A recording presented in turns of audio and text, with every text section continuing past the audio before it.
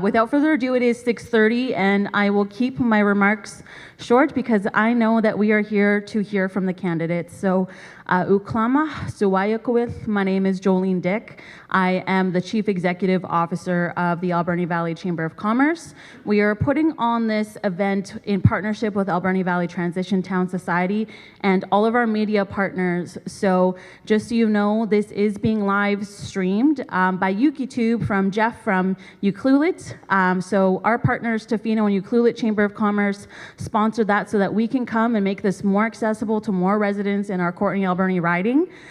We also have the Scoop here, who is recording this in the Alberni Valley, who will upload a recording for tomorrow.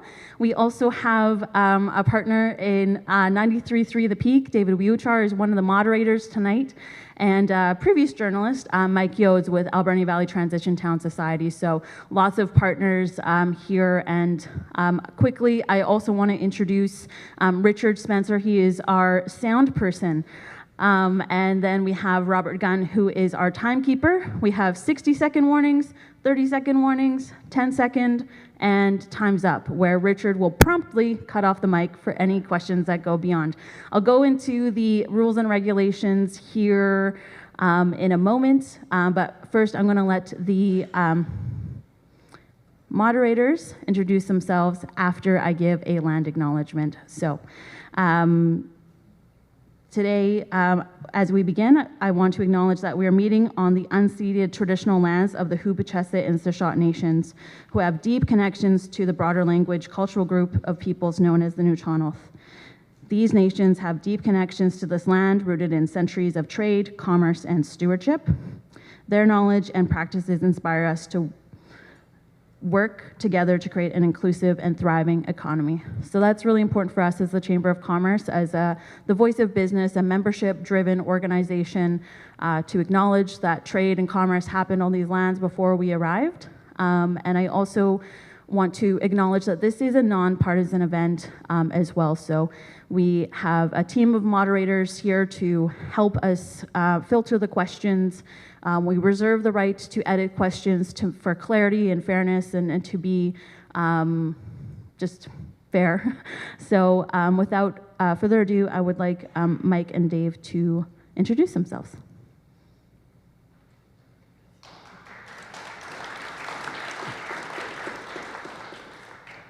Hello, good evening, and I thank each and every one of you for attending tonight because it's a beautiful evening in Port Alberni. I want to thank the Chamber of Commerce for having the wherewithal to follow through with what is a fine tradition in local Canadian democracy, and that is the all candidates meeting. In a minute, we'll introduce the candidates. Good evening, everyone. David Wiuchar, Operations Manager and News Director at 93.3 The Peak. Glad to be here tonight, even though it's really, really nice and sunny outside. I'd like to bring Jolene back to just go over the rules and regulations for the night. So our rules and regulations are on our website on albernichamber.ca underneath events and all candidates meeting. All the candidates were given the rules and regulations with their invitation, but the short and sweet version, so that we have more time for question asking, is the candidates will have 2 minutes to introduce themselves, their platform, why they're running. So that's 2 minutes each for their opening presentation. And then we will transition to question and answer period, where we'll have the questions displayed up here. The moderators will read out the questions for the candidates. We can ask for repeats because there is 6 of them, and a lot of time can go by between when the question was originally asked. And then at the very end, we'll do 3 minutes closing statements per candidate. So that's the short and sweet version of the rules and regulations. They are also available on our website. So as you saw, we did the drawing order, and I'll let the moderators do their job now. Okay, we have with us tonight 6 candidates of the 7 who are running. And from my left here, we have Brian Cameron with the Liberals. We have Chris Markovich with the Green Party. We have incoming Gord Johns with the NDP. Next, we have Jesse Musio, Christian Heritage Party. Teresa Knight, Animal Protection Party. Teresa Knight, Animal Protection Party. And finally, on the end, we have Thomas Gamble, the People's Party of Canada. And that completes our roster of candidates. Now we'll open up for the candidates' presentations. So we'll do the candidate statements now. Each candidate has 2 minutes for their opening statements. Names have been drawn at random. The first up to speak for the opening is Jesse Musel from the Christian Heritage Party.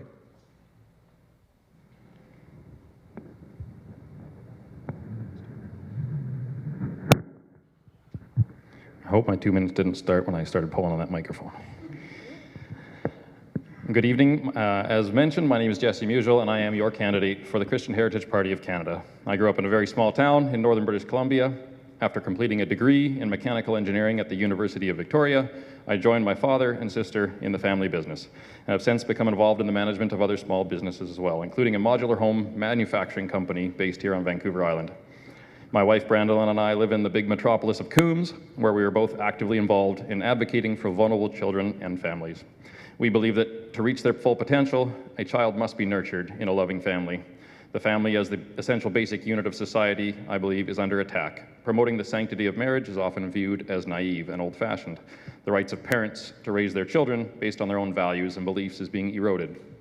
Defending life at all stages, from conception to natural death, is seen by many as an attack on the rights and freedoms of others. Our Canadian Charter of Rights and Freedoms starts with the words, whereas Canada is founded upon principles that recognize the supremacy of God and the rule of law. The Bible describes many individuals, nations, and leaders that ignored the supremacy of God. One description of this way of life is, they did what was right in their own eyes. The Peace Tower that rises over the main entrance of our Parliament building in Ottawa has 25 different scriptures incorporated into its design. This structure was built in the years following the First World War, when everyone was keenly aware of the very real possible consequences of leaders of nations doing what is right in their own eyes. I believe that if Canada continues to ignore the supremacy of God, and we continue to do what is right in our own eyes, we will reap the inevitable consequences that we are already seeing in the mental, physical, emotional, and spiritual well-being of our citizens, of our children, and of our nation.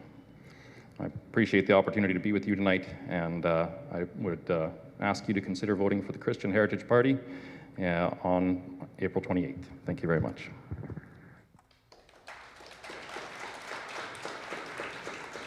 Next up is Teresa Knight from the Animal Protection Party. There, can you hear me?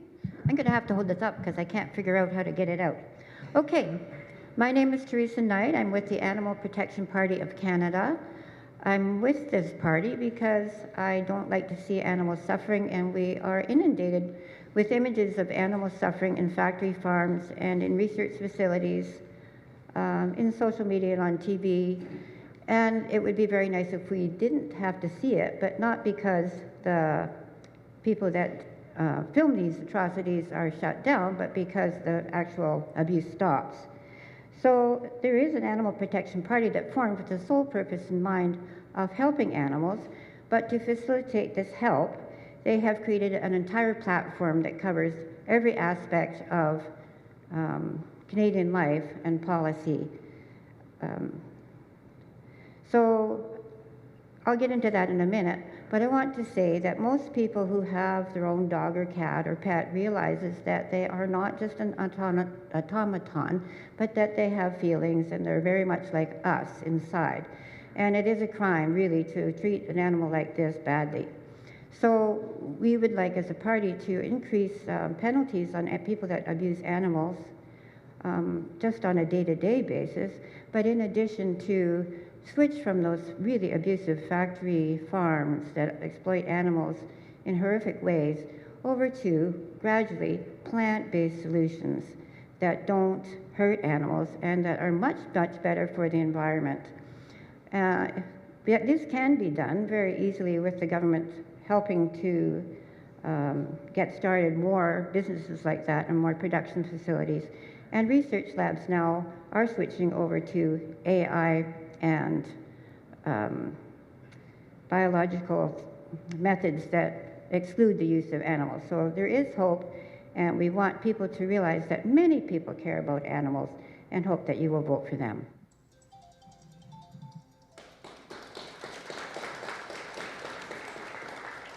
Next up is Brian Cameron from the Liberal Party of Canada. Hi, my name is Brian Cameron. No relation to your lovely lake. I'm a new father to a 5-month-old daughter. I'm a renter. I live in the Comox Valley, and I stepped into this role to run for the Liberal Party of Canada because I want to make things more affordable, and I'm with the people who are suffering from the expenses that we're all dealing with today. In the summer of 2013, I biked across Canada for the Heart and Stroke Foundation. I lost my father and my grandfather both at 56 to heart disease, and I've been standing up for Canada and Canadians ever since. I've been to every province and territory. I've been up into the high Arctic. I formerly worked in film prior to my aircraft engineering career.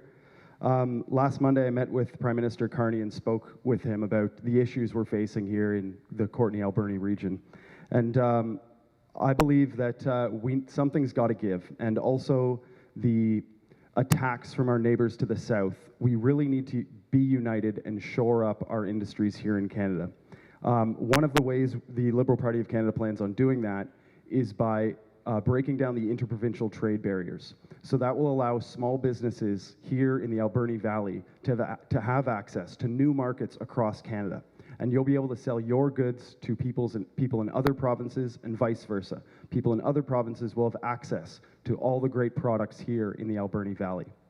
I think it's very important that we stand united as Canadians, and we unite behind Prime Minister Mark Carney, because he is the man meeting the moment, and he is the man who has the connections in Europe and across the Pacific to help shore up Canada, protect our economy, and be the country the world sees us as. Thank you. Next up is Chris Markovich from the Green Party. Can everyone hear me? All right. Hello, everyone. My name is Chris Markovich. I'm the federal candidate for the Green Party here in Courtenay, Alberni. I live in Courtenay as a renter with my wife and dog and cat, and we've been renters most of our lives. I was born and raised in Vancouver, lived there for over 30 years, and I lived in Ottawa for a time where I've worked behind the scenes for a couple different political parties. I've worked in many industries, including hospitality, tech support, customer service, warehousing, etc. I know what it's like to struggle with affordability. I lived in downtown Vancouver for a number of years, and I've seen the effects that have taken place with regard to the toxic drug crisis firsthand. I'm also a person with lived experience. I've been substance-free now for almost 15 years. My journey is not unique. There are a lot of people, some of them may be in the audience tonight, with similar journeys to mine. And it's a really, really personal journey and a personal topic for me, which is why I chose to run in the first place. And it's also why I selected the file of mental health and addictions as critic for the Green Party. I'm passionate about issues like this, as well as take a strong stance for LGBTQ rights, for trans rights. I participated or marched in pride parades almost every year since at least 1998. I know how the parties operate from working behind the scenes, so I would be an excellent choice for your next member of parliament if elected. I know how to work within the system as well as without, and I'm looking forward to the discussion and to taking your questions. Thank you very much. Next up is Gord Johns for the NDP.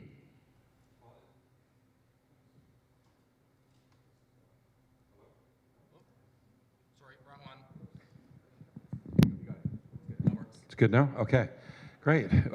Nice to be here tonight. And I want to also acknowledge that we're in the unceded lands of Hupachaset and Sishat. And I want to thank Jolene, Elliott, the Chamber of Commerce for hosting tonight's event, and for all of you for taking time out of your evening to show up, and my fellow candidates for putting their names forward. Since being elected in 2015, I've been working really hard to bring forward your values to Parliament.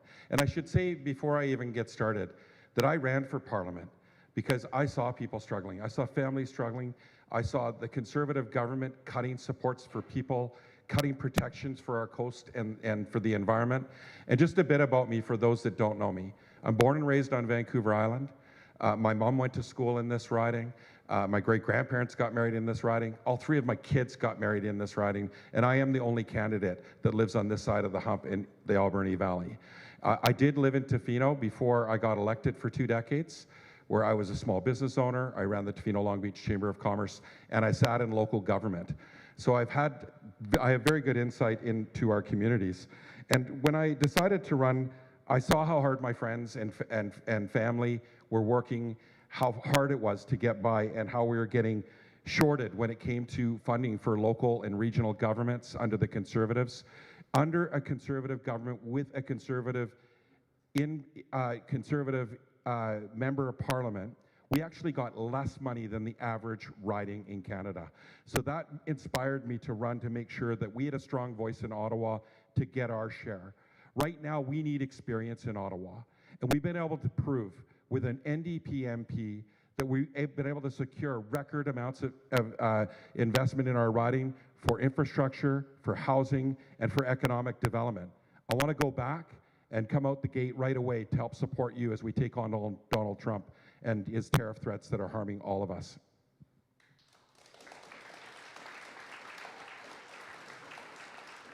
And next up is Thomas Gamble from the People's Party of Canada. Good evening. I'm Thomas Gamble, the PPC candidate for Courtenay, Alberni. I'm a former naval officer turned entrepreneur. I'm not really here to play politics. I'm here because the country's in trouble. And the same parties that caused it are not going to be the ones that can fix it. I stepped up with the People's Party so that the people in Courtenay, Alberni would have another option.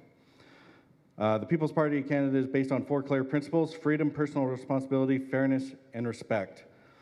And our focus for this election is that it's the time for reform. It's based on 4 pillars. One is to stop the mass immigration to protect our homes and jobs. Another one is to end the woke nonsense and restore Canadian values. Downsize the government and free the economy, and no more foreign wars, protecting our sovereignty. As time allows, we'll see about getting into more detail on these, but that's basically where I'm at for this election. Thank you.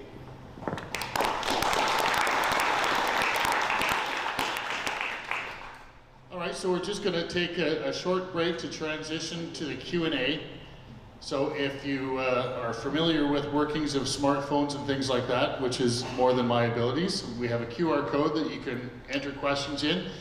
And if not, there is paper and pencils at the back of the room for you to put your question in, and we'll come back and start the Q&A session as soon as we get things together. Take a couple minutes.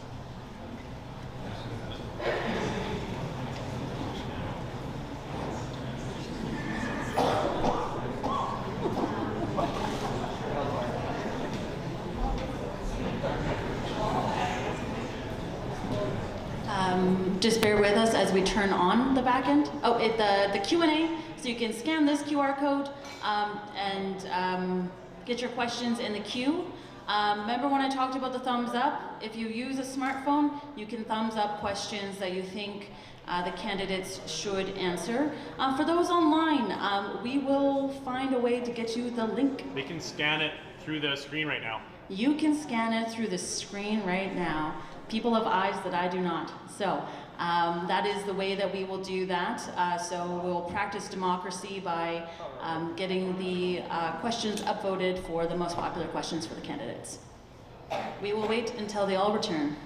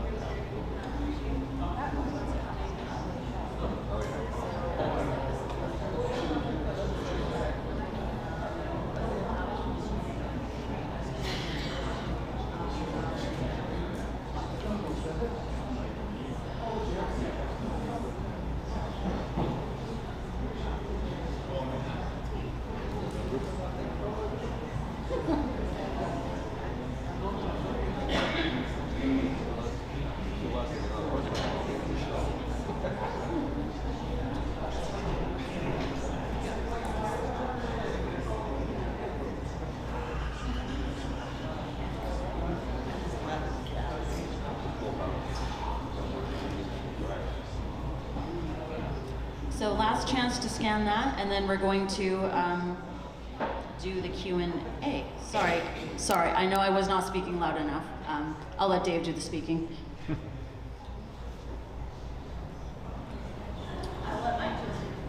Okay, thank you. We're going to start the questions now. If you'd like to take your seat.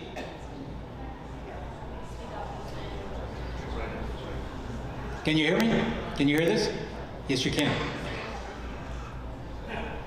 I'm 13 years old. I have trans friends. Do you support trans rights? And what have you done to stand up for the rights of trans people?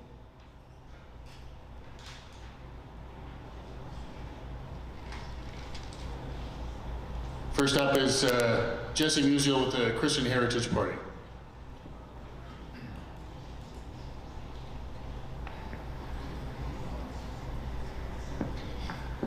Hello again, Jesse Musial with the Christian Heritage Party.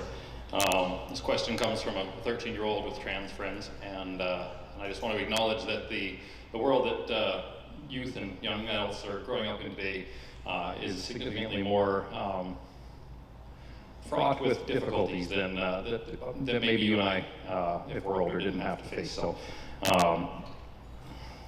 this particular topic, I find, as far as to answer the question, what have I done to stand up for trans rights? I believe strongly in advocating for the weak, for the vulnerable, and I believe that that children that are experiencing these sort of these issues fall very firmly into that category. I believe they need to be it needs to be conveyed very clearly that each one, whether they categorize themselves in this way or not, whether they see themselves in this way, needs to be told and assured an innumerable number of times that they are created in the image of God. They are extremely valuable. They're extremely precious, and that none should be shamed, none should be ostracized, and none should be discriminated against for how they view themselves.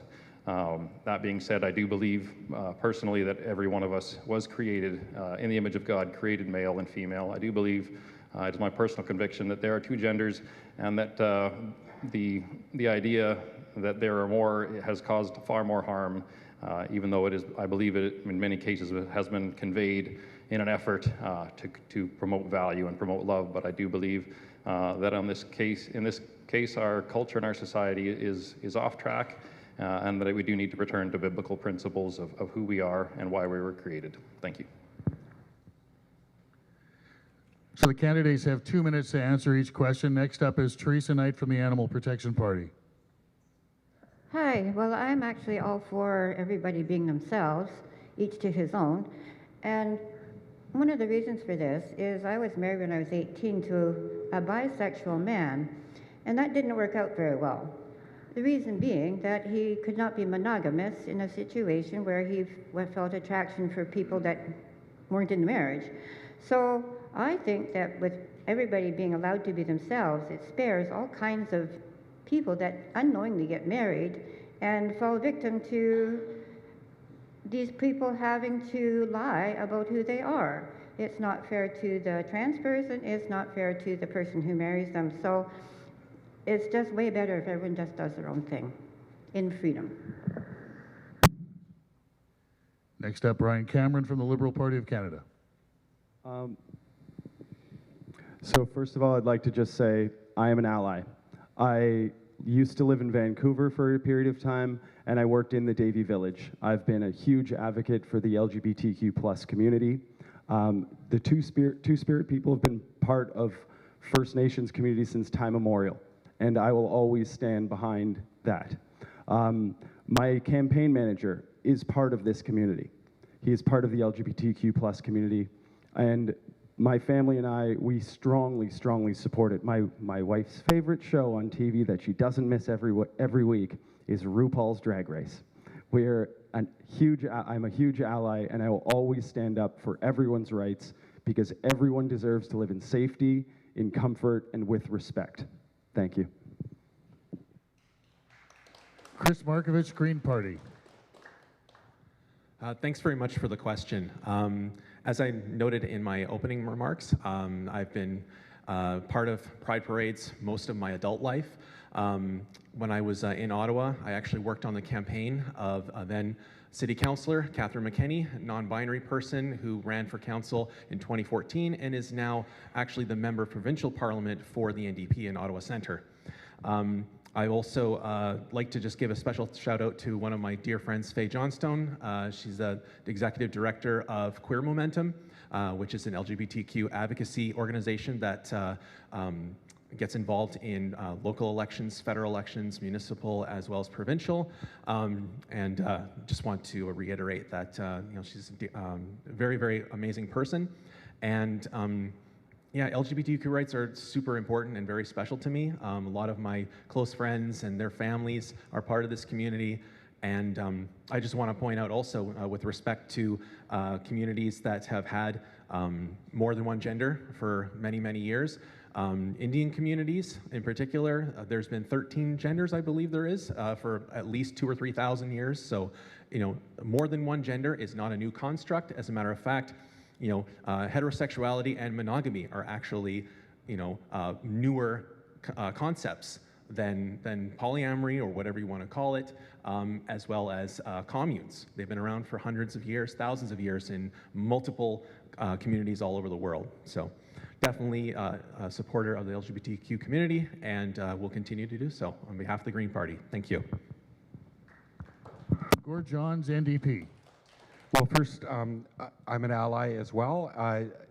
Clearly, everybody deserves to be treated with love, respect, equality, and I just want to highlight that I am definitely an ally. I've proven that. I show up for trans events, trans rallies in support of trans people, but we also know that trans people face a higher amount of risk, and they're very vulnerable because of hate, because of those individuals face disproportionately high rates of violence, discrimination, and so it's really important that we provide supports for people, for trans individuals, beyond beyond trans people, it's also their family, their friends, their coworkers that are impacted. And I just want to highlight that it's everyone that sees when there's discrimination and hate. And we need unity, not division. And it's really important that we stand up for that. But when it comes to trans individuals and rights that we've been advocating for, I will highlight a few things. Mental health support with specialized affirming care that is needed to address the higher mental health challenges within the trans and queer community. Transgender healthcare, it's absolutely critical that trans people get the health care that they need and gender affirming care when they need it, and it's improved. Workplace equality. And I have a trans individual who's here tonight that's on my team. Yay, Paige. Yeah, really great. Unbelievable. I'm so proud of who you are and love you. And also just ensuring that we make sure we've got targeted shelter space and supports for trans people that are homeless, for elder care, and ensuring that we support the Pride community with community funding. So those are some of the things. I could go on for a while, but certainly we're very strong allies of the trans community. Thomas Campbell, People's Party of Canada. All right, now for something completely different. Gender ideology, I believe in respecting everyone, and I actually have a lot more trans friends than I probably should, given the statistical averages. But I draw the line at forcing the ideology on kids. We have federal funding pushing gender identity politics into classrooms, clinics, and workplaces, and the PPC would put a stop to a lot of that. We'll protect the children, restore parental rights, and return truth and biology into public policy. Compassion shouldn't require dishonesty. This is a complicated issue that's hard to unwind in 2 minutes. There's a distinction between the adults with gender dysphoria, which is a genuine medical condition, and need the supports. There's another to do with the rapid onset gender dysphoria that we're seeing in school children, especially young teenage girls. It has all the hallmarks of a social contagion, and the parties in power have been putting laws in place to set a one-way ratchet so that kids can be medically transitioned too early and sterilized.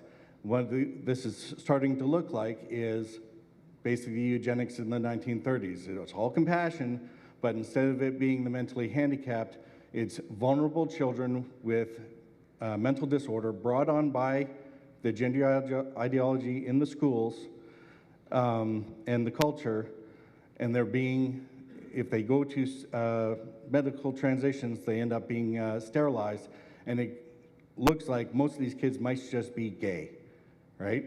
So do the homework or look into it deeper. It is a complicated issue, but the PPC is not on board with modern day eugenics.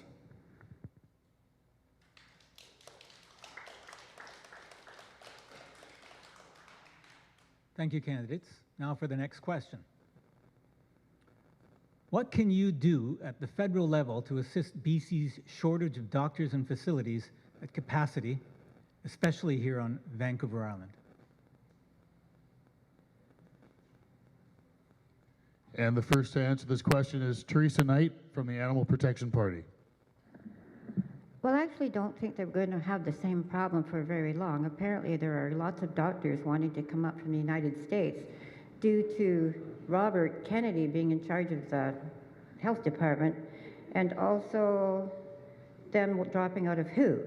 So I do think we'll see a lot more doctors coming here and all will be well. Next up, Brian Cameron from the Liberal Party of Canada. Hi, I would just like to bring it back to breaking down the interprovincial trade barriers. I spoke with a woman who was telling me this exact issue. She has a daughter who's a doctor, and her daughter goes and works in Nova Scotia to make better money in Nova Scotia. And then the Nova Scotian doctors, from there, they go up to Nunavut. So it seems as though there's a bit of a domino effect across our country. I think we need to increase the wages, make it so we have an even playing field across the country. The same way as we break down these interprovincial trade barriers, I believe that we also need to level the playing field with healthcare, because between province to province, there needs to be a streamline of support. My mother just moved out here from Ontario, from Ottawa, where I was born and raised, and back in Ontario, her hearing aids were covered. In BC, they're not covered. So I really believe that we need to level the playing field, and that will help us keep our doctors in our province, and so they're not going to other provinces to make a better wage, and make it so it's even across the country, and we will have more doctors serving our communities. Thank you. Chris Markovich, Green Party. Thank you very much for the question. One of the things that the Green Party has been pushing for a really long time and is definitely coming to the forefront a lot more with the issue of affordability in general is a guaranteed income. And we need to be able to attract more doctors and more professionals in general to this riding and ridings all across the country by providing them the services that they need for themselves so they can actually get on their own 2 feet and not have to be, housing insecure or food insecure. We need to expand our public health service to bring mental health, dental care, pharmacare under the universal system that provides for everyone. We also need to address affordable housing. As you all know, in this community, affordable housing is very, very difficult. As a matter of fact, a lot of housing here and in my community as well, in Courtenay, is really, really old and it needs to be renovated or in a lot of cases replaced. So we want to implement a housing strategy that will build far more affordable and non-market housing than we've ever seen, probably since the 1970s. We also need to transfer federal funds directly to the service providers. I mean, a good example is the shelters here. I was fortunate to be able to take a tour at the Port Alberni shelter and the Sage Women's shelter. And one of the things that constantly comes up is lack of services that connect to those facilities. And if we get more doctors coming in and implementing those services, then we can actually reduce the overall costs with all the ripple effects of everything else that happens in the community, like crime, like poverty, homelessness. So all of those things are interconnected, and we need a circular economy that addresses that. Thank you. Gord Johns, NDP. Well, first, you know, it is core principles and foundational principles and values of the NDP healthcare. Obviously, it was Tommy Douglas that founded healthcare. It's in our DNA.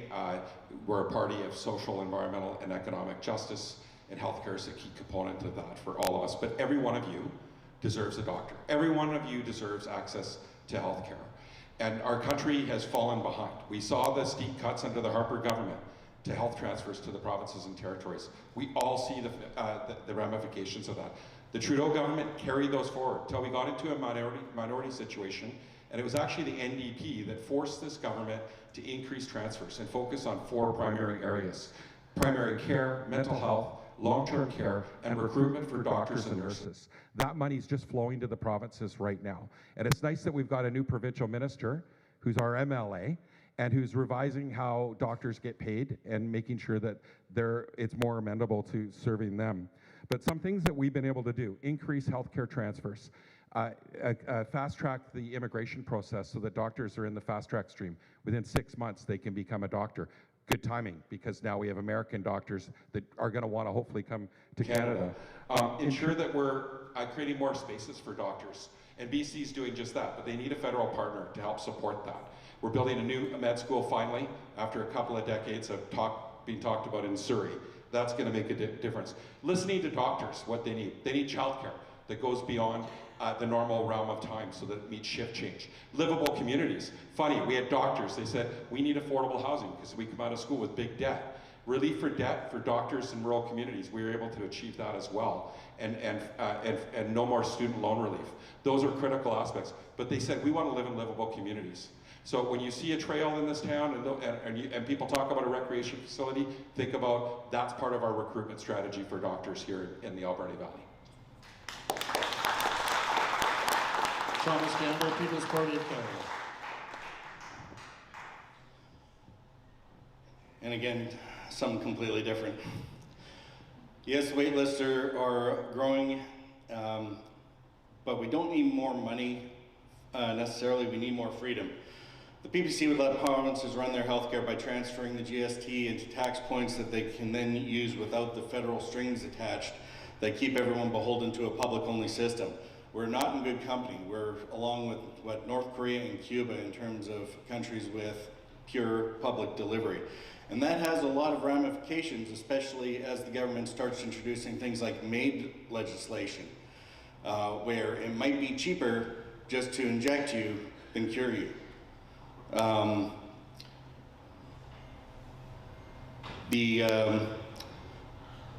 lot of the problem coming around with centralized control. If it all goes to the federal government pushes a lot of these things down. The provinces don't have the adaptability to fix what they need to. In terms of the immigration thing, it's always one of my pet peeves that we bring in these economic migrants, a lot of it based on their qualifications. They're doctors, they're nurses, whatever, and we have them sitting around for 10 years driving a cab because the colleges of physicians don't want to recognize these credentials. And we have a similar problem going cross-border across Canada, where if you have your qualifications in one province, it makes it very hard to get a job in another. So better care starts with local control and patient choice. It's at the rate it's going to collapse under its own weight. And finally, if you're in the province of BC, you do not have a doctor after the bills that the provincial NDP have been pushing through. You only have a government bureaucrat that will only give you what the government approves, not the medical necessity based on that doctor's training. Thank you. Jesse Musil, Christian Heritage Party. Again, Jesse Musil, Christian Heritage Party. I know firsthand what it means not to have a doctor. I have one now, but for many years I was, if I needed any medical attention, making a drive from Coombs to Nanaimo to a walk-in clinic, maybe sitting there for hours, but actually more often than that, finding out that they were full for that day and I could come back the next day if I wanted to try again. Somebody near and dear to me was recently, it's been a while now, a couple of years now, diagnosed with a very serious cancer diagnosis, and based on the information that the Canadian medical system was giving them, they actually decided to take their concerns across the border to Mayo Clinic. They had the means to do so.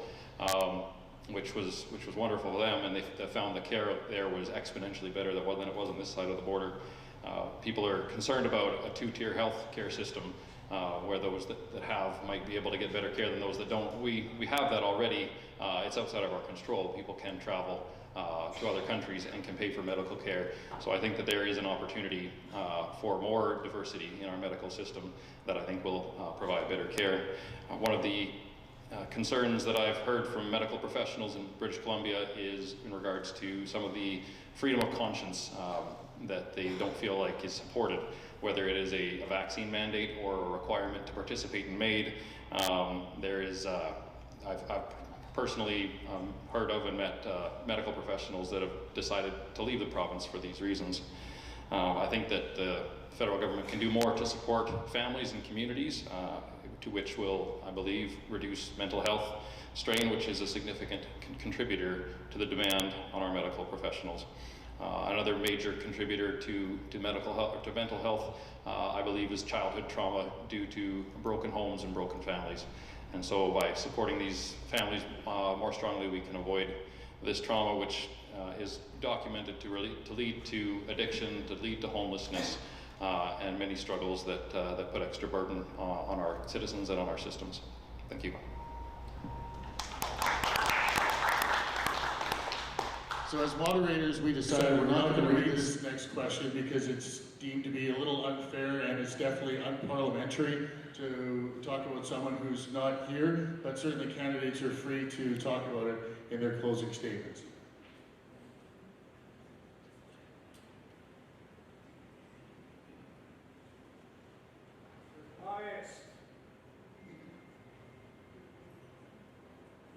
In the criminal code, Holocaust denialism is an offense.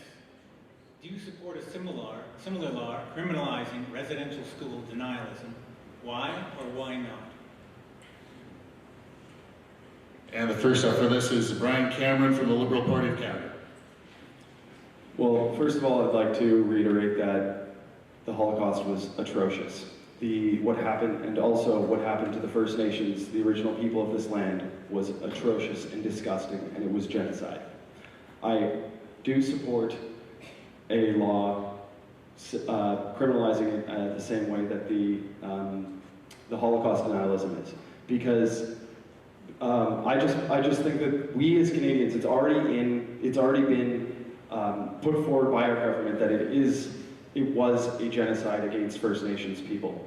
It hurt so many people. I met a woman in Courtenay the other day when I was collecting signatures, and this lovely woman, her mother passed away in childbirth. Her father drowned, and then at age 6, she was sent up to Alert Bay to the residential schools. She was in the residential school up there until she was 16, and she got out of there, and she told me it took her until she was 40 to heal. And she's now a strong, amazing woman. I was blown away listening to her story. She went and walked on the ground of that residential school up in Alert Bay. And there is no denying that there was a genocide against the First Nations of this people. And one thing to correlate between the Holocaust and the genocide against the First Nations in Canada is that Donald Campbell was the first Indian Affairs Minister of Canada. He was actually the gentleman who coined the term the final solution. It has been part of the destruction of the First Nations had been started in the early days of Canada, and I am staunchly against it, and I think we need to stand up for side by side with our First Nations and take action on the 94 calls to action for Chris Marcos, Green Party. Thank you very much for the question. I just want to acknowledge and reiterate that any genocide out in the world, whether it's Turtle Island to Palestine to Yemen to the Congo, must be called out and must be exposed for what it is, and that is a genocide. So genocide denialism, whether we're talking about the Holocaust, whether we're talking about in Canada, should and always should be a crime. because the genocide itself is in a lot of places is still going on, and we're still having conversations even in this election about whether or not the genocide is even happening. So we need to really bring into the 21st century our view on what is and what is not acceptable. In Germany, it has been a crime since the Second World War to show Nazi symbolism. It is a capital offense, and we don't do anything close to that here. And even in the States, there are still states even now that that fly Confederate flags, and we need to set a much better standard here. We need to renew and honor our commitments to UNDRIP and the TRC's 94 recommendations that were put out. Senator John Sinclair did an amazing job of putting forward a document that set the goals out very clearly and very deliberately, and it would behoove all of us here, especially as settlers on stolen land, to do everything that we can to condemn genocide whenever and wherever we see it. Thank you. Gord Johns, NDP. Well, first, like my colleague here said, you can't compare genocides. The Holocaust was evil and wicked. We all know that it's hate speech if you are not condemning, if you try to deny that the Holocaust existed. But the reality is, when it comes to residential school systems, that it was clear in the Truth and Reconciliation Commission that it was cultural genocide. And when we sit and listen to survivors in our community, you know that it was genocide. And it doesn't take a long time for you to hear the stories about the suffering, the deaths that took place, the long-lasting systemic impact that has had on people in our communities and in the nations across Canada, and the impact that's had. My colleague Leah Kazan tabled a bill to make it denialism of the residential schools illegal. And I think part of the reason why we're not seeing Chris McNichol, why we're not seeing Conservatives showing up for any debates across Canada, is because we have a question. Is Chris McNichol support Aaron Gunn, who's a denialist, a residential school genocidal denialist? And we need to know. You need to know. You deserve to know. Indigenous people deserve to know. They have every right to know. And we need to hear from Chris McNichol on this, because he's in a lot of photos with Aaron Gunn. And it's harmful. It's harmful to Indigenous peoples. It's harmful to the survivors. It's harmful to their families. And this needs to be included in the criminal code. It needs to be hate speech. And we need to move forward with that. And I'm really proud of my colleague, and I'm proud of my colleagues from all parties that supported a unanimous motion identifying it as genocide. Thomas Campbell, People's Party of Canada.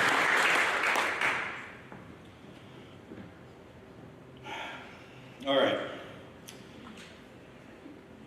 The problem with putting anything like this into the criminal code is that it restricts our very basic freedoms of expression, which is right there against the Charter.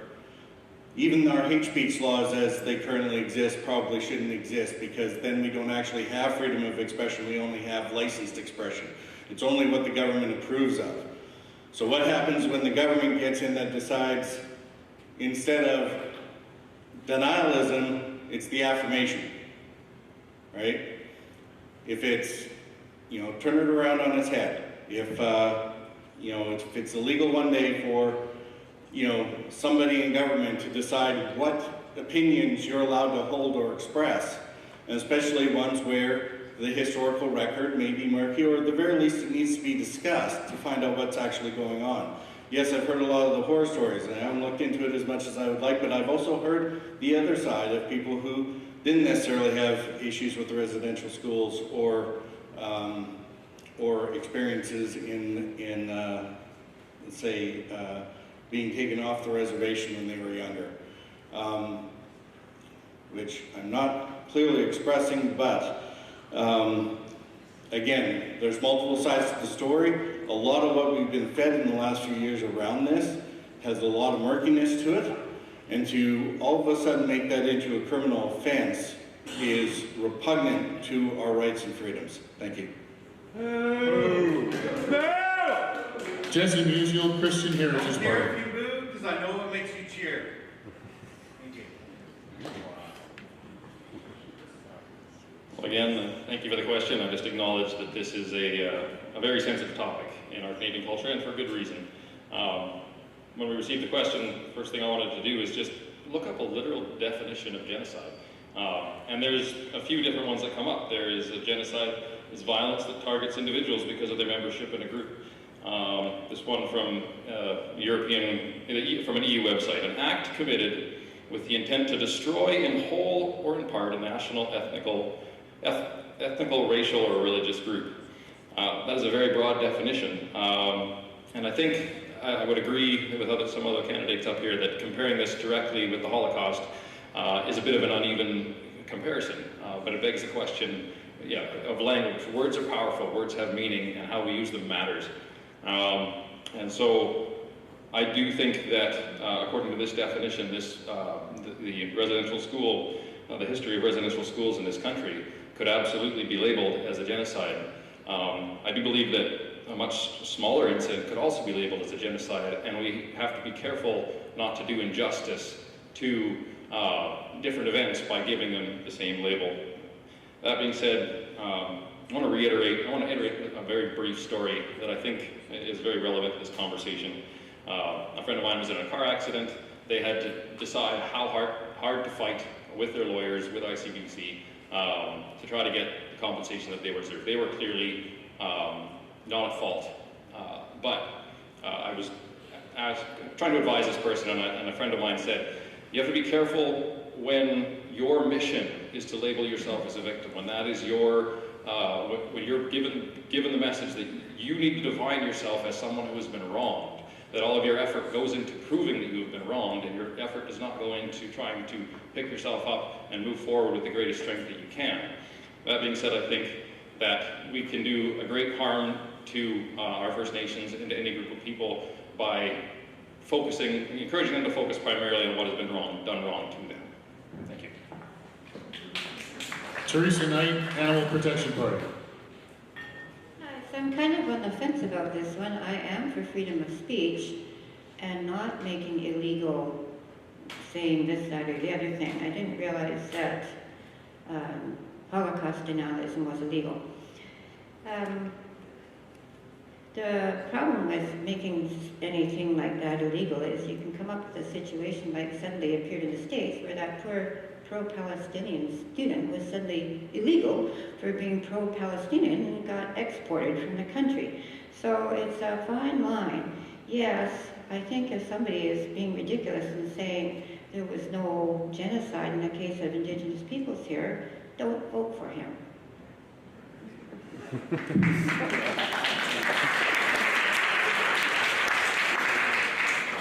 That brings us to our next question. The CBC, our national broadcaster, is a symbol of national unity. Do you support the CBC by continuing to fund or increasing funding to the CBC budget?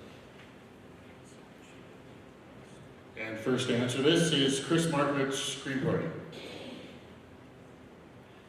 Thank you very much for the question.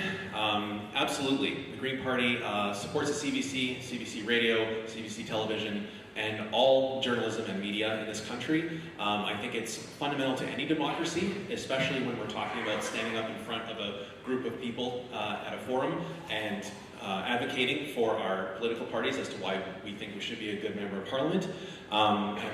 Like Gord actually said a moment ago, I wish Chris McNichol was here as well, because hearing some of the things about the CBC that some of the Conservative candidates have said in the last number of weeks, I would like an answer to this question as well, because it certainly raised my eyebrows when I started hearing what he had to say and what other candidates have had to say about the CBC being state media or being liberal media, or to a certain extent, not unlike Russia, which is absolutely atrocious behavior, very, very troubling comments. And I think that especially in a community like ours, and like in Port Alberni, rural communities especially need CBC radio. They need media that reaches every section of their community. We have such a problem with broadband and internet access where CBC gets through a lot of that.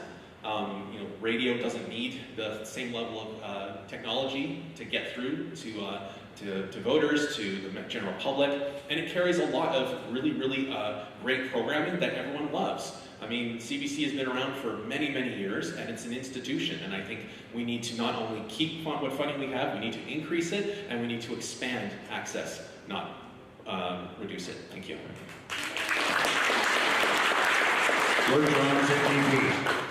Thanks. The CBC is vital to our national unity. It is absolutely critical for our culture. It is fact-checked. It is, when they report on the CBC, they have to be held accountable to us as Canadians, or they'll be also sued. And we know that Pierre Poilievre and the Conservatives, they want to get rid of the CBC. Pierre Poilievre won't take questions, more than 4 questions right now on this campaign from reporters, and he won't take follow-up questions. Why? That's a good question to ask. Why is Chris McNichol not here? Because he doesn't want to answer questions. Why is Pierre Poilievre blocking his candidates from being at debates? Because he doesn't want them to answer questions. Now, the CBC is what connects us. I lived in Tofino, and I hear stories from you in Port Alberni and across Vancouver Island in our riding in our country. And that's what binds us. At a time where foreign interference is so strong, Russian disinformation is being spread, and on our airways and in the internet and in people's phones, we can rely on the CBC. It's one of the few sources of information that's accurate, that we know that we can trust. And this is at a time when AI is skyrocketing. This is what Pierre Poilievre wants to get rid of. You should be asking why. And I think the question is, he's created his own media channels where there is no transparency and accountability, where there is no fact checks. That should be scary for all of us, especially with Donald Trump and the threat that we're having right now down south. They're attacking us.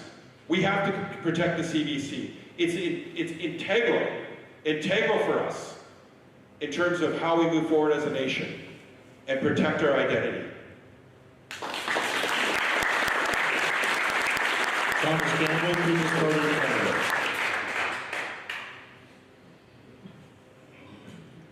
All right.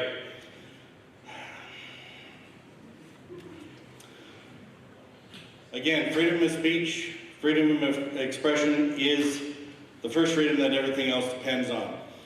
And the current governments and their supporters have pushed through censorship bills like C11 and C18, a lot of it to try and prop up the legacy media, of which we're paying millions, if not billions, in subsidies to every media or legacy media station in this country, not just CBC. We need to let the truth compete and let Canadians decide what they read, say, or believe.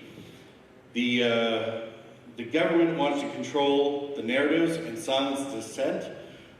One of the main tools for this was the CBC, and it has gone way beyond a tool of unity. It has just become Pravda, government-funded propaganda to keep everyone in line. And I know some parties get more favorable treatment from CBC even when the Conservatives are in power. So I know they're very fond of this. But we need to get rid of the censorship laws. We need to defund the CBC, and we need to protect internet freedom. This happens every time a new revolution in communications comes around. It happened with the printing press, with the television, with the radio, and now it's the internet. The trick with the internet is it was specifically designed to resist government control as a defense measure to make sure that even in the event of a nuclear strike in the Cold War, that messages could get through around cities that have been destroyed. It resists censorship at every level, and it's a fool's errand to try. And to try and criminalize or disadvantage people from being able to use that medium is, again, repugnant to our traditions and freedoms. Thank you. Jesse Musial, Christian Heritage Party. Yeah, the question referred to the CBC as a symbol of national unity, and I think for many Canadians that is true. I can also say that I'm familiar with many Canadians for whom that is not true. Many people view the CBC as not being an unbiased source of information. I can tell you from my own personal experience that I do appreciate the CBC. I personally really cannot stand watching American media, American news, just because they have, for a large part, thrown away even the appearance of objectivity. I believe that the CBC at least very strongly presents itself, it tries to present itself as objective. The policy and the position of the Christian Heritage Party is that under a Christian Heritage Party government, the CBC would be defunded. I grew up in Northern Canada where there was very few options for television and radio, and CBC was always one of them, and it was frequently enjoyed by myself and my family. That being said, we do live in a time now where the isolated parts of our country are not nearly as isolated with satellite internet and other modes of connectivity. I don't believe that the CBC is as essential a service as it once was. That being said, I would, if given the opportunity to speak towards this policy, I would advocate for maintaining CBC radio in communities that have limited alternatives. Thank you. Teresa Knight, Animal Protection Party. Well, I've lived quite a few places in Canada, and the one thing that they all have in common is CBC is on the radio. And I think that it does foster a real sense of unity across Canada and is a very valuable institution. Having said that, they wouldn't represent the Animal Protection Party as one of their running parties.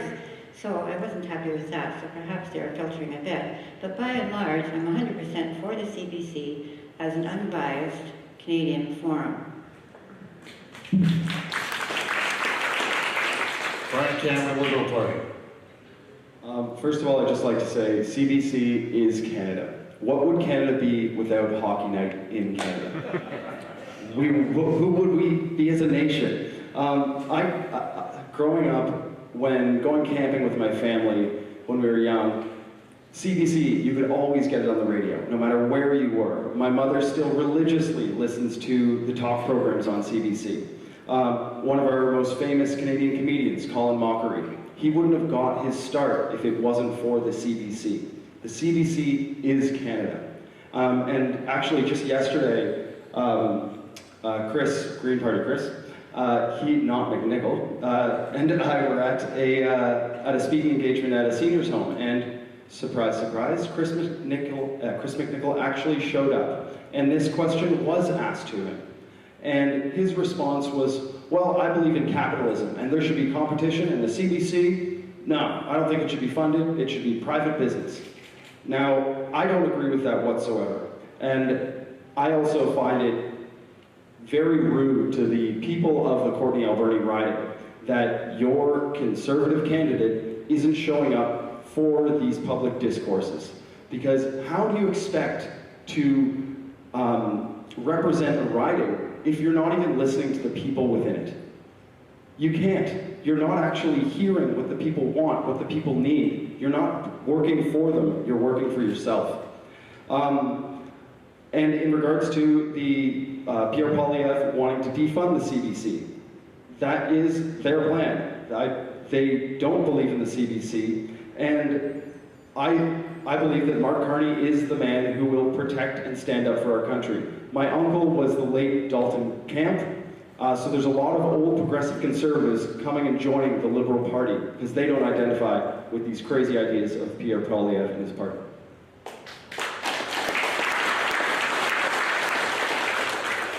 Thank you. Next question. How will you advance the implementation of Canada's United Nations Declaration on the Rights of Indigenous Peoples Act? Want me to read it again? How will you advance the implementation of Canada's United Nations Declaration on the Rights of Indigenous Peoples Act? First up is Gord Johns, NDP. Well, thank you, and I appreciate whoever put this question forward. This is such an important question because we know Canadian law discriminated against Indigenous people for way too long, far too long.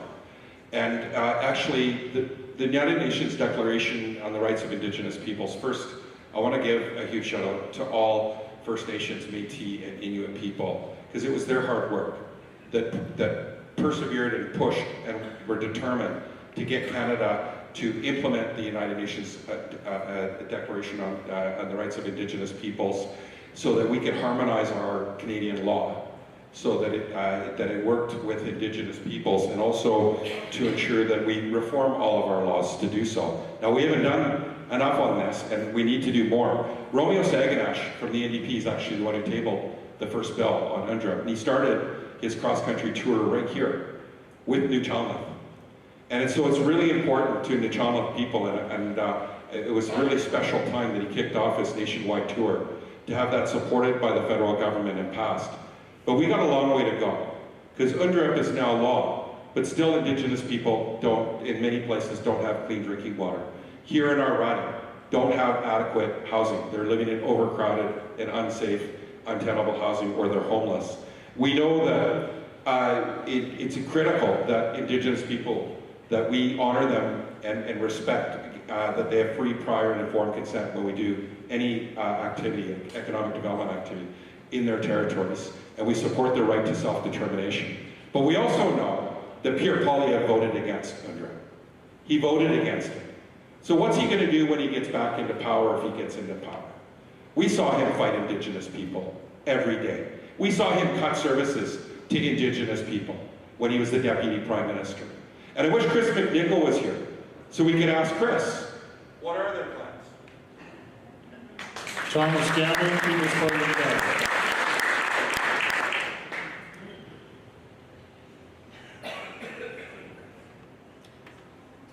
The UN is an interesting animal and has gone well beyond what its mandate was originally supposed to do.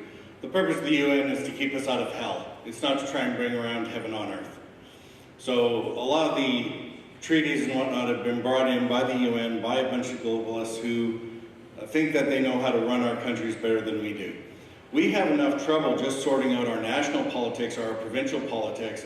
So what makes us think that we're going to get better representation by the UN with a bunch of unelected bureaucrats over there? One of the main things that we won't get into the sovereignty bit. As far as the Indigenous policy for the PPC, we can see how decades of top-down governance from the federal level has completely failed Indigenous communities. When other parties talk about building all the homes to try and deal with the demand, I think the Indigenous policies of that we look at and the housing issues that happen on reserves are indicative of how bad government is at trying to do things like housing, and it should be out of that business. The policy for the PPC is to basically repeal the Indiana Act and the other federal dependency structures that leaves Indigenous people as pseudo wards of the state or in this weird area of flux. Supporting self-government, property rights, and economic freedom. The idea will be to renegotiate with the Indigenous for real independence instead of continuing dependency on the federal level. Thank you. Jesse Musial, Christian Heritage Party.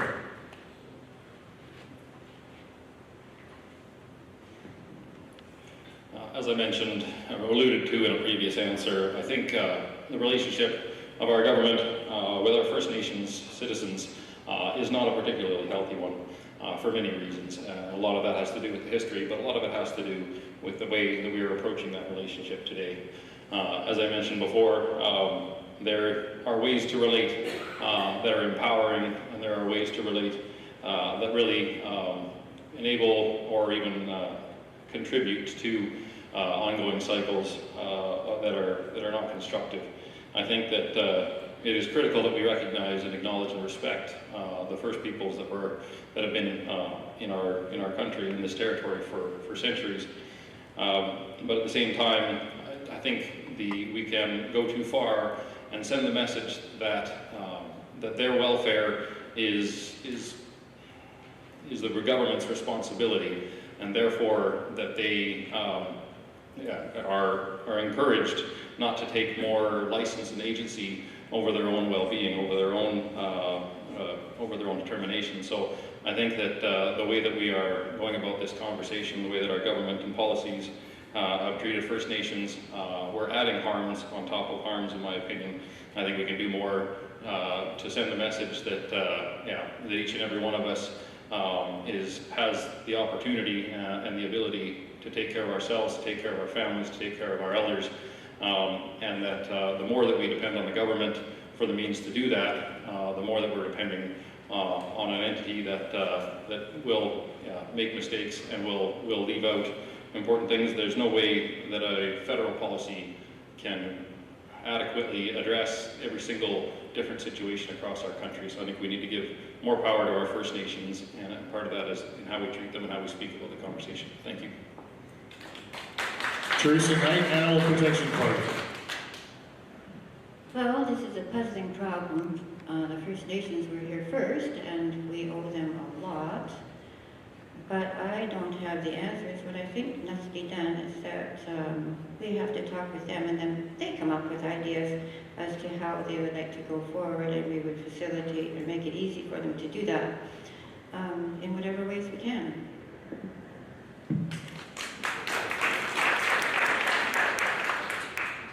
Brian Cameron, Liberal Party.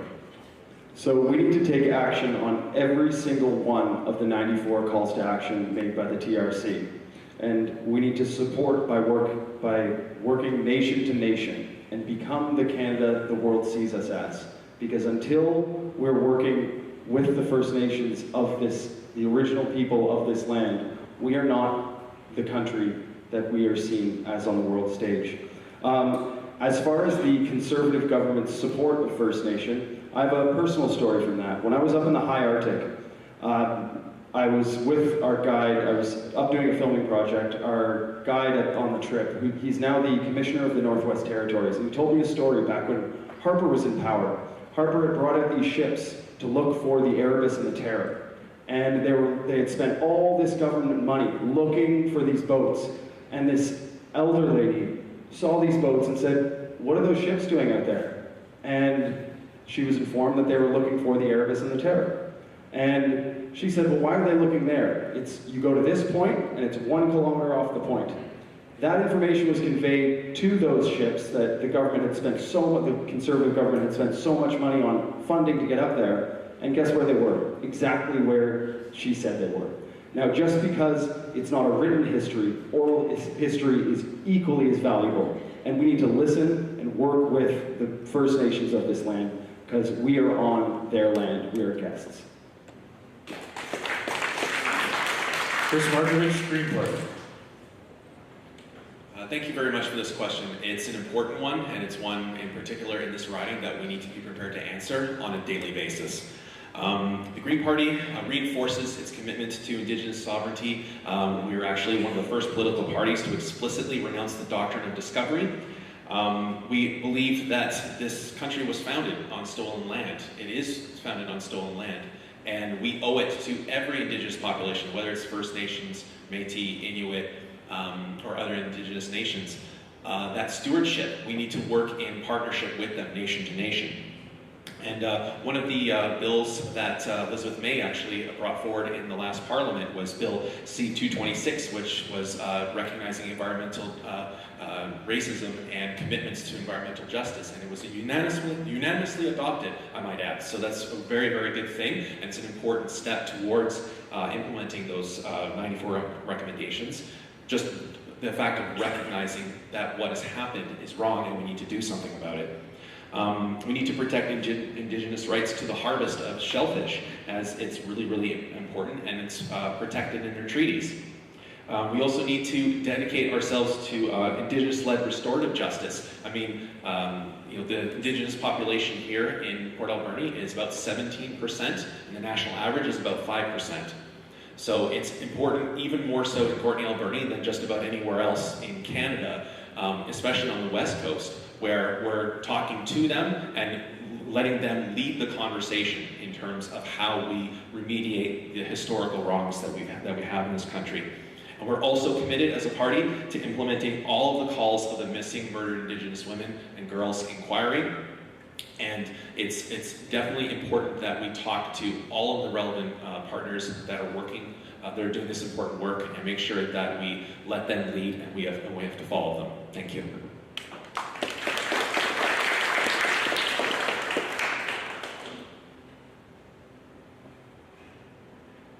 Next question.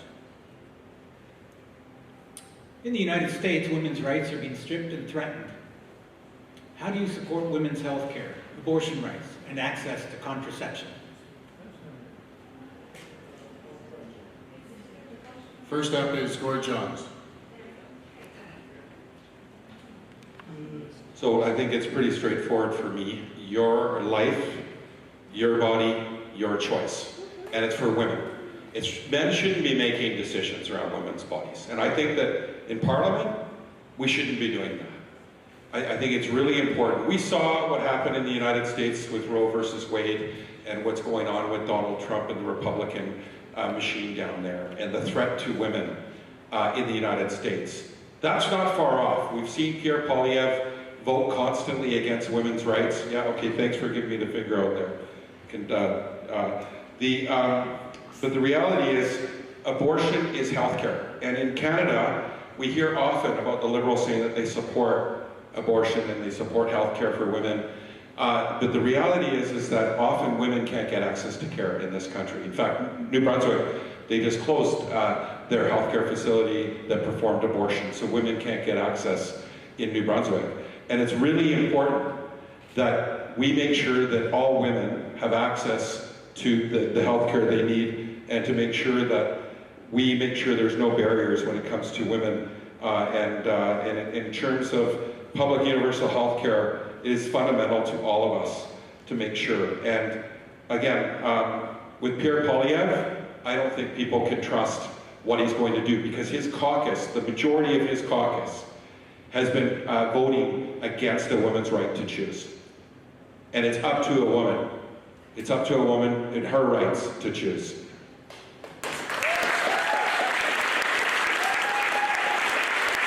Thomas Campbell, People's Party of Canada. Oh boy, is this going to be an unpopular opinion.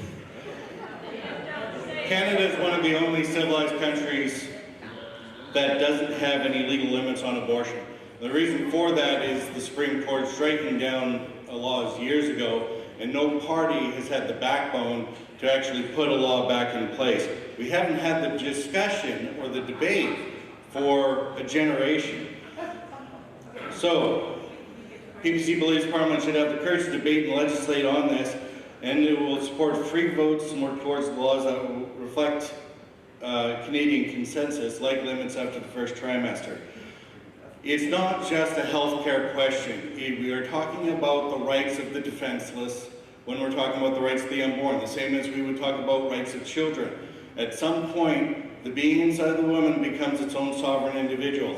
And nowhere in our history of the Western tradition, going back to Roman times through English common law, or even the Middle Ages, do we have this miraculous right where suddenly a woman is somehow able to terminate her pregnancy. It's actually quite the opposite, in that it was generally taken as a moral grievance, and murder laws reflected that, in that murdering a pregnant woman carried stiffer penalties than just the one individual, because it's taken as that.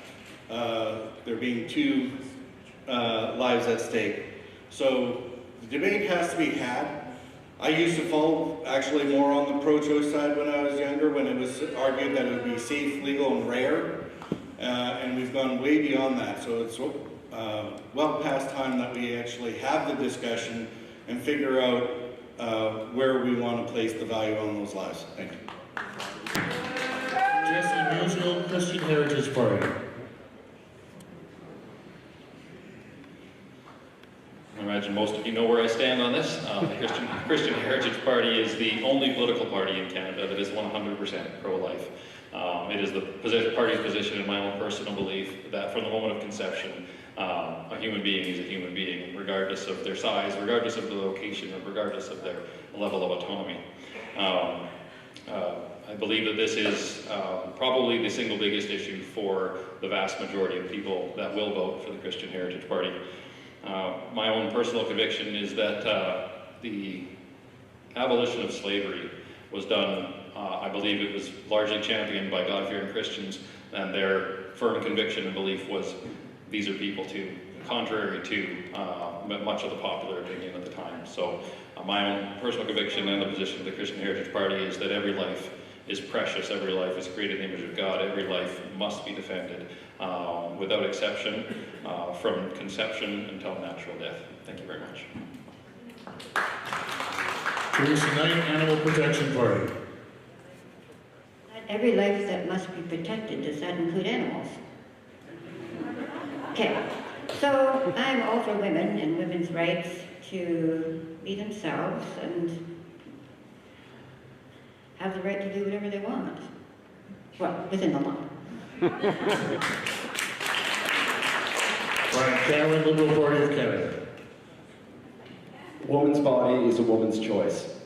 I was mostly raised by a single mother after losing my father when I was younger. As I mentioned, my wife and I recently had a daughter 5 months ago. My daughter was born the night of the US election. And as I mentioned, she is the reason why I'm standing up. I live in a household of women, my wife and my daughter, and my mom has recently moved nearby. And we named our daughter in honor of one of the greatest Canadian women, Nellie McClung. So we named our daughter Nell. Nellie McClung, if you don't know, she was a suffragette who helped get the vote for women in this country. So I am a huge advocate for women's rights. I will always stand side by side with women for their rights, for their the rights over their body, mind, and everything. Because at the end of the day, we all have a mother, and we should respect our mothers and respect all the women of this country and the women around the world. Thank you. Chris Markers, Green Party. Thank you very much for the question. Anytime I'm asked this question, I'm reminded of that protest sign that I've seen circulate around the internet. This woman in her 70s or 80s holding up a sign that says, "I still can't believe I have to protest this shit." That's basically where we're at right now. I can't believe we still have to talk about this as if it's a controversial thing and as if it's something that we can debate. You know, women's health is women's health, and not just women, but trans men and non-binary people, they can get pregnant and they should be able to have access to health care, which also includes gender-affirming care. So the Green Party is unequivocally pro-choice, has been for many, many years. And I've talked personally with Elizabeth May on this, and there's just no question about it in my mind or in hers. I also grew up in a house with mostly women. I've seen a lot of the struggles that they've gone through, throughout their lives, throughout my life, and the Green Party is fully committed to the rights of women, trans people, non-binary people, one of the things that I always think about when the issue of abortion comes up is, and particularly with the respect of the unborn. We always talk about the unborn. Well, what about the rights of babies after they're born, right? A lot of people are so quick to judge someone for having an abortion, yet they don't provide food stamps, they don't provide welfare, they don't provide any of the services that people need once they're alive. So why would it be any different? Anyway, I won't take up too much more time, but I just want to reiterate that abortion is healthcare and it shouldn't be a debate in 2025. Thank you.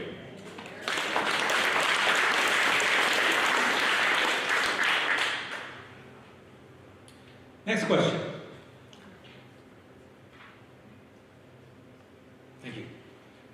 Single seniors pay relatively more in taxes on the same household income as seniors couples. How will you support tax fairness for single seniors? And we deliberately pushed this question to the front so that it wouldn't go unasked and seniors would have a chance? And first answer is Thomas Gamble from the People's Party of Canada.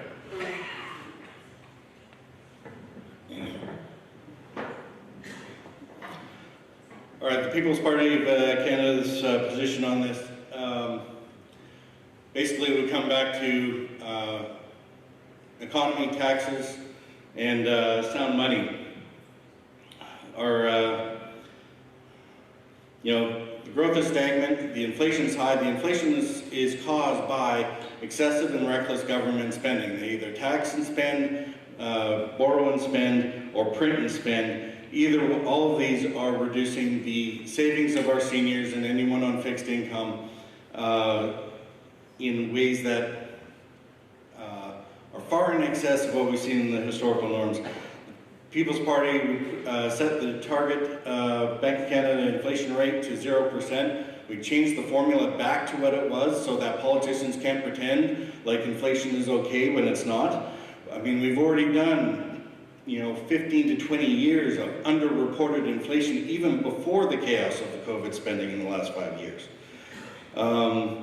We look at cutting personal and corporate taxes and eliminate capital gains so that retirees, as they're exiting any businesses or cashing out their investments, have even less of an inclusion rate on those taxes as they're able to cash out.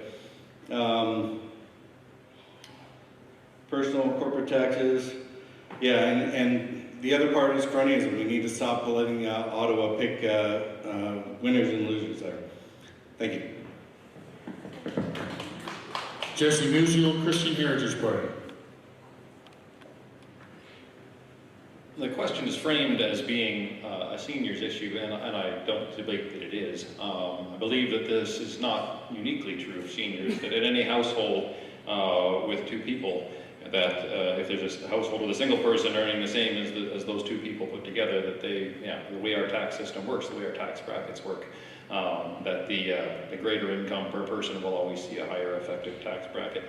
That being said, I think it was asked in this way because there are people in our community that are seniors that are feeling this acutely. The Christian Heritage Party has a policy on taxation that is actually, might surprise some of you, it is the complete elimination of any and all income tax, and that 100% of federal tax revenues would be realized strictly through purchases and not through income. And so that is the Christian Heritage Party's federal tax policy, and that is what I would be championing if I were elected. Thank you. Teresa Knight, Animal Protection Party. Sorry, but the question is a little unclear to me. So, is it income tax or health tax or both that they're charged more? Anybody? Just income tax? Okay, and then so it's two people are living on the same salary as one person but paying the same tax.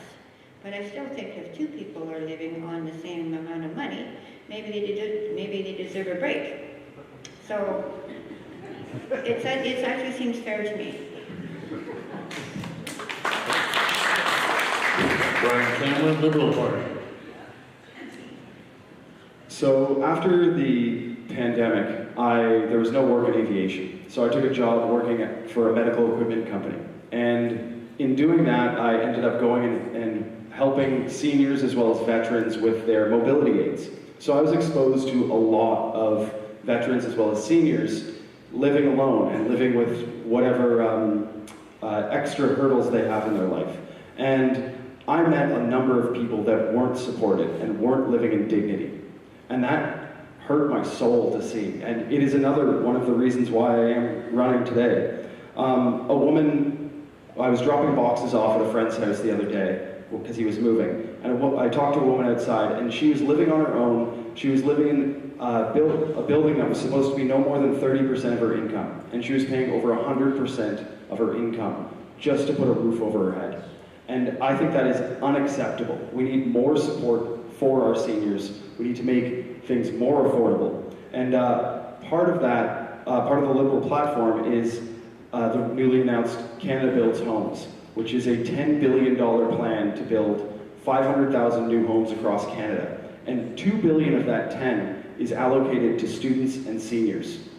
I think that is so important because we need to take care of the generation that built this country and put in their hard work and let them live in dignity.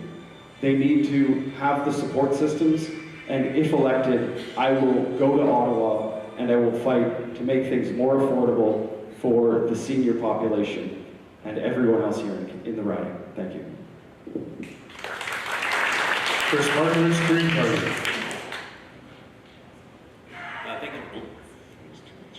Thank you very much for the question. The Green Party has a couple of different ideas in terms of how we can get more money and more income freed up for our seniors. One of them that we just announced last week is raising the income threshold from $15,000 to $40,000, which would help a lot of people, especially that are on the margins. About 75 to 80% of the Canadian population makes about 40,000 or under, or sorry, about 60,000 or under, so that would help a lot of people with their income. But we also think that, like my other colleagues have talked about, we need to build more housing. And the Green Party actually wants to triple the amount of housing that's planned by building $1.2 million affordable homes over the next 7 years. We also want to revitalize the CMHC and mandate it to build non-market and affordable housing, including for seniors. We also need to look at long-term care. Seniors often get separated if they're in a relationship, and one senior is aging at a more accelerated rate than the other. The place I went to just the other day, I was talking to a fellow that his spouse was in long-term care, and the rates that they set for rent or for care are different depending on whether or not you live on your own, if you're independent, or if you're being taken care of by the government. So we need to harmonize all of these together, and we need to implement a guaranteed livable income, right? Because pensions and seniors' benefits are often below what the market is for a rental, as Brian pointed out. It's really a dire situation that we're in, and we need to do something about it. We need to do it fast. Thank you.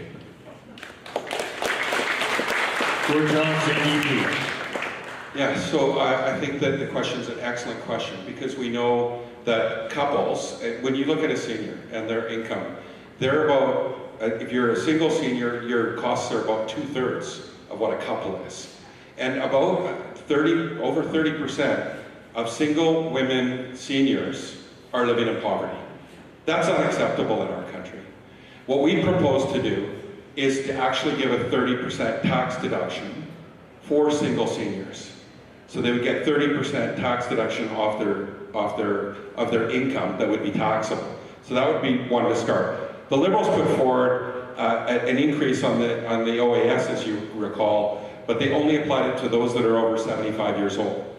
So they created a two-tier system for seniors. It's unacceptable. So people between 65 and 75, they got pushed out.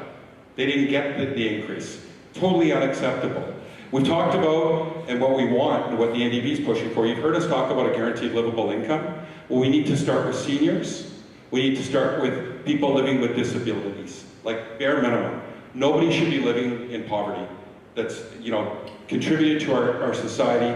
We know we failed when it comes to Canadian pension plan and taking enough off of people's income. But imagine, you're a single senior, you don't have that CPP and your spouse dies, and you don't get the benefits of the pension. That's what's going on a lot. We need a national senior strategy, and when we talk about things that we push for, dental care, pharmacare, these are critical to take pressure off of seniors. And when it comes to housing, Chris touched on it, but when we are at 3.4% non-market housing, Britain and France are at 17. The Danes are at 21, the Netherlands are at 34%. They don't have seniors living on the streets. We have to scale up non-market housing. We have to do it right away. And we have the lowest amount of non-market housing in the G7. And we have the lowest corporate taxes in the G7. How's that working out for seniors?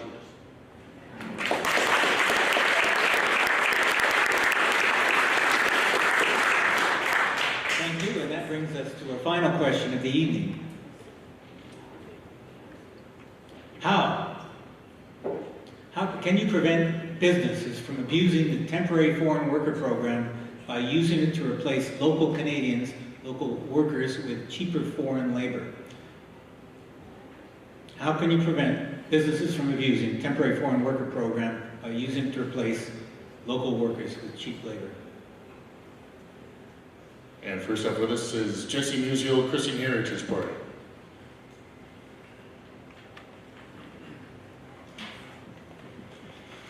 Well, one way to prevent the abuse of the temporary foreign workers program would be to eliminate the temporary foreign workers program.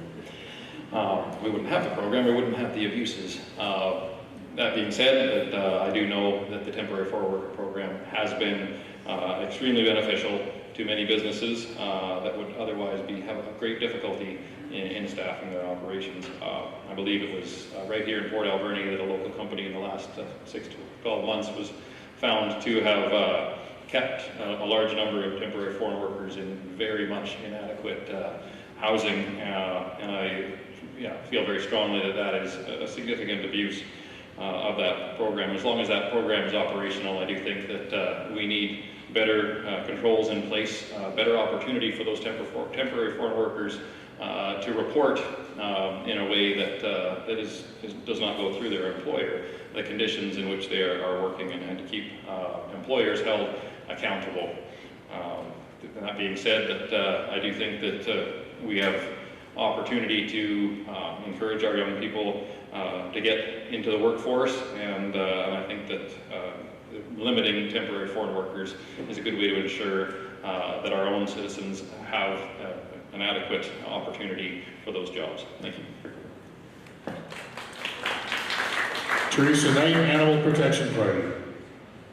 Hi, well, it seems to me that immigration has had in place law or a rule that foreign workers were only allowed in circumstances where there was nobody local to fill that position.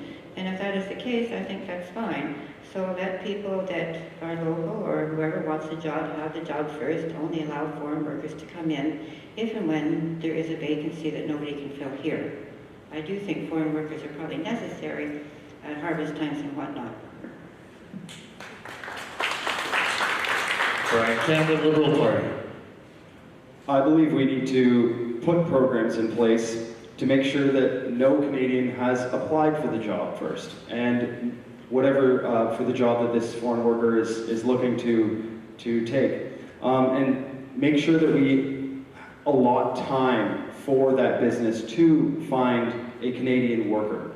And my wife is an immigrant. My wife is originally from Australia, and I think that at the end of the day, a lot of these foreign workers that are human beings, right? And they're just trying to make a better life for themselves. And I definitely feel for them, because all they're trying to do is come to Canada and be a part of this wonderful country we have.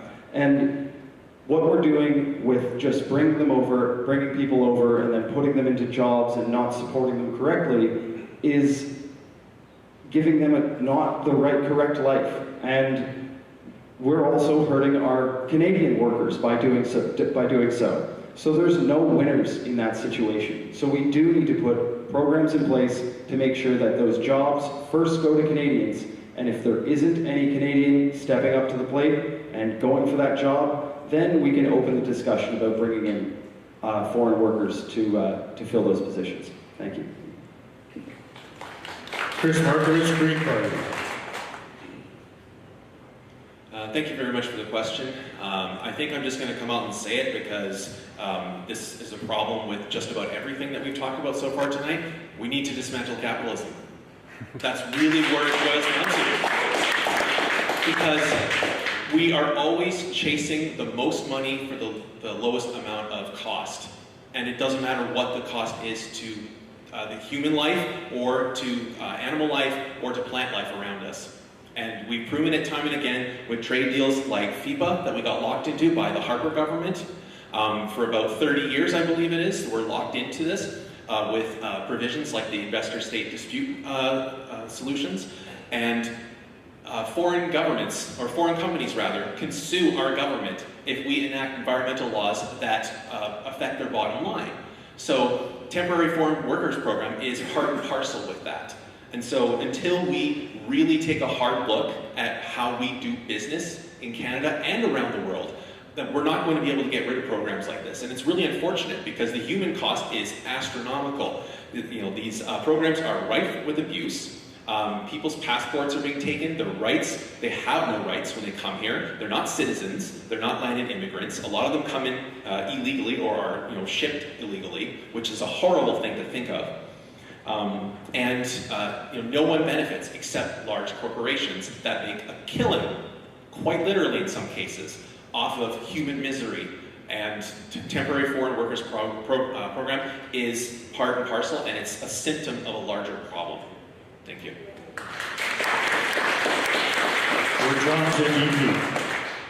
Well, I mean, we know that the Harper government brought in temporary foreign worker program, and it's been exploited by many employers. Some employers have been good. They treated their employees well. But most importantly, what those employees all deserve is they deserve their rights to be respected. They deserve to not live in fear, worried that if they lose their job that they get kicked out of the country and sent home, or they lose their housing. This is something that vulnerable people, we've seen it, we've witnessed it, that workers have been abused. Again, there's been some good actors. But what workers need when they come to Canada, they need a pathway to permanency, and they need to make sure that their rights are protected. I'm not gonna get into where or who, but you know. I'm not gonna, you know, pretend that you don't know. But there was temporary foreign workers abused here that came forward and said, we've been abused. And they made that claim. And I gotta give a shout out to a nonprofit that stepped forward and really helped out, but it showed the lack of support from the federal government when temporary foreign workers have been abused. I'll tell you, my staff went to the wall to help those foreign workers get an open work permit so they can get a better chance at making sure that they can work and participate in Canada, and hopefully a pathway to permanency. But you don't see Conservatives standing up for those workers, those temporary foreign workers. And Liberals, they accelerated the temporary foreign worker program. We've got to get rid of it. It's got to go. We've got to create an immigration system that works for workers, works for people. We need immigration. Obviously, our healthcare system certainly does, and our construction industry. But we've seen a lot of outsourcing. We see outsourcing with highly paid consultants. It doubled under the Conservatives, quadrupled under the Liberals. We're seeing what's happening with the federal government and how they're allowing this runaway corporatization of workers, corporatization of public institutions. It's out of control. It's totally out of control, and workers' rights need to be fundamental for all of us as Canadians. Thomas Campbell, People's Party of Canada. All right. Canada saw record immigration in 2023 with over 1.2 million new arrivals, straining housing and services. About 40% of our immigrants end up settling in two cities, Vancouver and Toronto. It puts tremendous strain on the rental stock, which then drives up the prices for everybody else, and it feathers out from there into the housing stock as well. The PPC solution for a lot of this would be to impose a temporary moratorium on immigration and reset the annual levels once things have stabilized back to the 100 to 150,000 levels, and focus on integrating who we've already brought. We don't have to be mean about this, we just need to change the incentives. There are a lot of temporary foreign workers that are overstaying their visas. We have the same problem with the student visas, where they're taking advantage of that. And they're taking up the jobs that are supposed to be for our young people to get their legs under them and have the economic opportunities to get the training that they need to enter the workforce writ large. We're not anti-immigrant.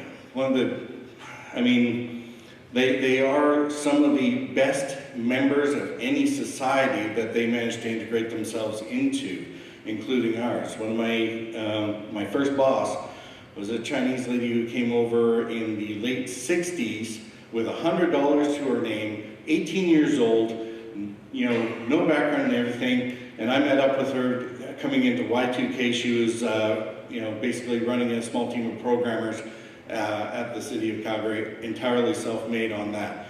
So that's the kind of pioneer spirit that the country was built on and that we need to return to. Thank you. Thank you, candidates. We'll now move into the closing statements. Candidates will have 3 minutes to offer their closing statements. It's a long day. We'll go in reverse order of the introductory statements. So we'll go first with Thomas Campbell, People's Party of Canada.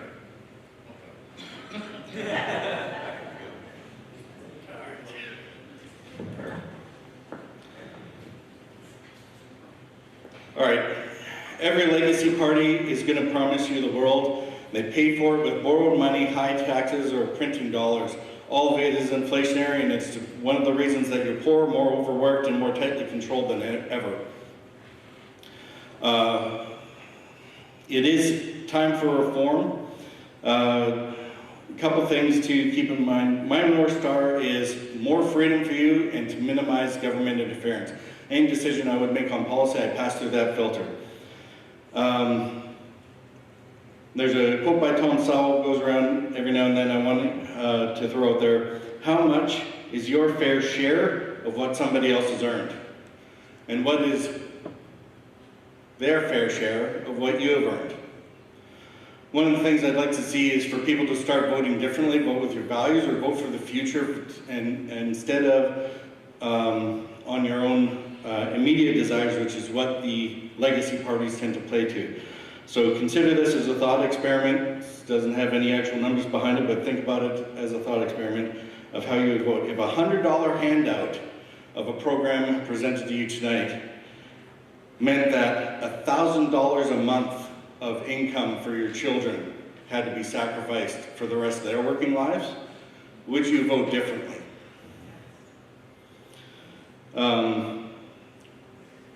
One of the things that a lot of politicians and the governments in general have seemed to fail to forget, they've gone away from our basis. The money is not theirs to give on their pet projects or whatever they think needs to be done. It is entrusted delegation from us, the people, to that. And that's the power I want to see return to Parliament. The PPCA offers a different path. Like I said, freedom, personal responsibility, fairness, and respect. We'll fight to protect your wallets and your rights and your future. We don't want any more Band-Aids, no more bribery. It's time for reform. Vote PPCA and take our country back. Thank you. Gord Johns, MEP. Well, thanks. First, thank you to the organizers tonight, and thank you all for taking time to show up. Showing up is really important. And I'll say this, I show up in the House of Commons. I've been in the top 5% of rising in the House of Commons of all MPs in Canada. Second most in BC since I got elected. I replaced someone who was in the bottom 5%, a conservative. And I'm going to say this because it's important for you to know. I've mentioned Shashat on the floor of the House of Commons 38 times. He mentioned Shashat once. I've mentioned Ucluelet 26 times on the House of Commons. He mentioned Ucluelet once. I've mentioned Port Alberni in the House of Commons 256 times. He's mentioned Port Alberni 36 times. So do you want to go back to being mentioned twice a year or 29 times a year? That's going to be your decision this election. Because we know what it's like to have a conservative from Parksville represent us. We got underfunded. We got less money than the average riding for infrastructure. Why? Did they blackball us? Or did they take us for granted? Chris McNichol needs to explain that, because we don't know why. These are good questions, I think, in a job interview. And that's what this is tonight. Do you want to send someone to Ottawa that doesn't show up? That's the question I have for you. And I hope you'll leave with that question. There's a lot of things that I'm worried about when someone doesn't show up for an all-candidates debate. This is my 4th election. Never once have I seen a candidate not show up at a big event in the Comox Valley, in the Alberni Valley. They canceled the event in the Oceanside area because they knew he wasn't going to show up. So they're being told that they can't show up. And I'll tell you this, Pierre Poilievre ordered his MPs that they couldn't advocate for the Accelerator Fund, They couldn't advocate for their constituents. I'll tell you right now, you send me back to Ottawa, no one's stopping me. No one's stopping me from fighting for you, ever. I'll be there for you, I promise. Every day. But right now, what we're facing, a lot of disinformation about what's really impacting you and your cost of living. We know the prices at the pump, the grocery store, your bank fees, and your access to the internet are through the roof. And at the same time, big banks, big grocery are having record profits. You will never hear conservatives ever call out the big corporations for record profits, but you'll always find the New Democrats will. We're going to take them on. That's what's driving the cost of inflation. That's what's hurting our country, where we can't invest in each other. We know what they did. They cut everywhere, cut support for veterans, seniors. They cut support for us. I hope you'll support me in this election to send back to Ottawa and fight for us.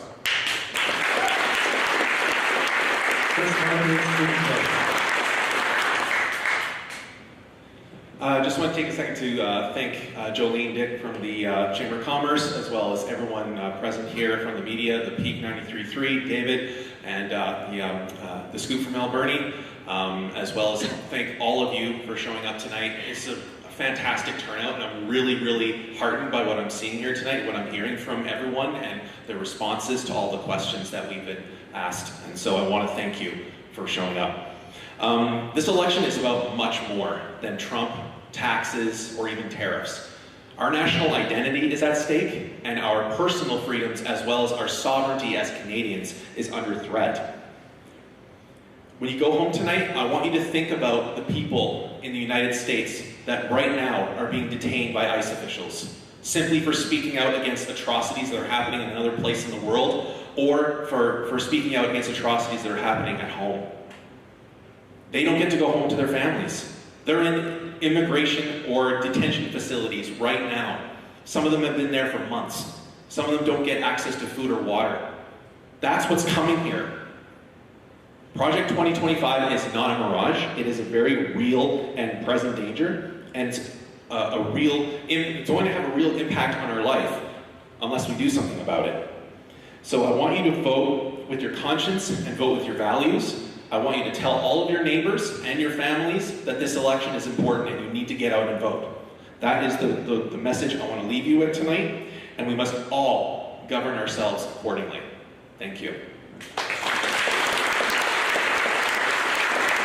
Canada Liberal Party.